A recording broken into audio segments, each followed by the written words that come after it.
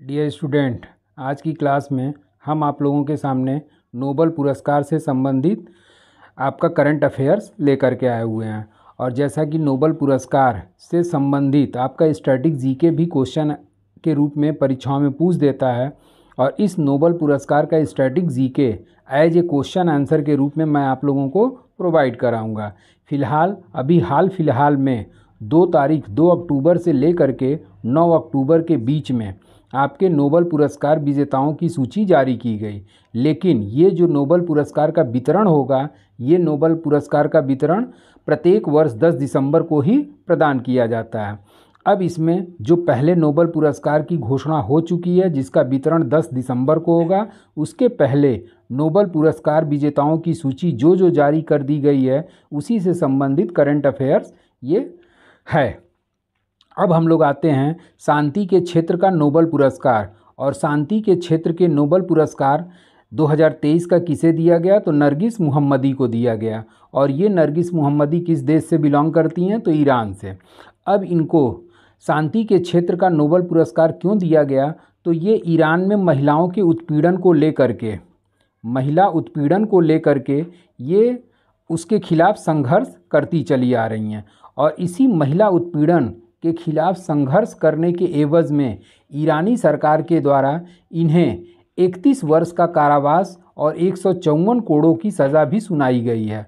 और फिलहाल ये जेल में बंद हैं। लेकिन उसके बावजूद इस महिला उत्पीड़न को लेकर के, ईरान में महिला उत्पीड़न को लेकर के ये हमेशा सक्रिय भूमिका निभाती रही हैं। इस कारण से नरगिस मुहम्मदी को शांति के क्षेत्र का नोबल पुरस्कार प्रदान किया गया।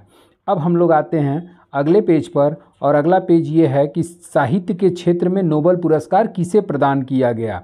तो साहित्य के क्षेत्र में 2023 का नोबल पुरस्कार जान फासे, और ये जान फासे कहाँ के निवासी हैं? तो ये नॉर्वे के निवासी हैं। तो इस तरीके से साहित्य के क्षेत्र में जान फासे नॉर्वे देश के रहने वाले, जिन्हें 2023 का साहित्य के क्षेत्र का नोबल पुरस्कार प्रदान किया गया। अब हम लोग आते हैं अगले पॉइंट्स पे कि रसायन के क्षेत्र में नोबल पुरस्कार किसे प्रदान किया गया? तो रसायन के क्षेत्र में नोबल पुरस्कार संयुक्त रूप से 3 लोगों को प्रदान किया गया। और ये तीनों जो हैं वो किस देश के निवासी हैं? तो ये यूएसए के मूल निवासी हैं। जिसमें आपका रसायन के क्षेत्र में मौगी बावेंडी को, दूसरा लुइस ब्रूस को, और तीसरा एलेक्सी एकीमो को प्रदान किया गया। अब इस पर थोड़ा सा ग्रेजुएशन लेवल पे जो क्वेश्चन बनने की संभावना होती है कि इन तीनों का योगदान किस क्षेत्र में रहा है। तो इनका जो योगदान रहा है वो क्वांटम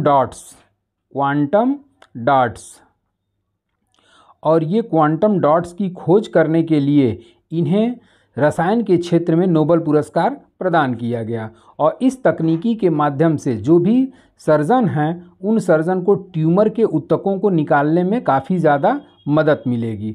तो इसी क्वांटम डॉट्स की खोज करने के लिए बावेंडी, ब्रूस और एकीमो को संयुक्त रूप से रसायन के क्षेत्र का नोबल पुरस्कार प्रदान किया गया।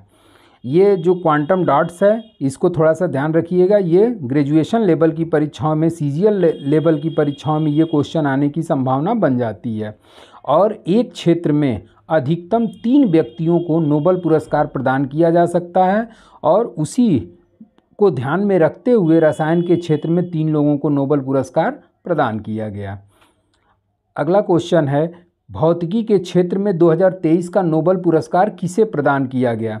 तो भौतिकी के क्षेत्र में नोबल पुरस्कार जो प्रदान किया गया वो हैं आपके पियरे एगोस्टीनी, और ये किस देश के निवासी हैं? यूएसए के। उसके बाद से दूसरे जर्मनी के निवासी हैं फेरेंक क्रास्ज, और कहीं कहीं इसको क्राउज भी लिखा होगा। तो थोड़ा सा अल्फ़ाबेटिकल प्रोनाउंसिएशन में अलग अलग जगहों पे अलग अलग मिलेगा। तो फेरेंक क्रॉस को क्राउज भी कहीं कहीं पर लिखा हुआ। और तीसरा जो है वो एनी एल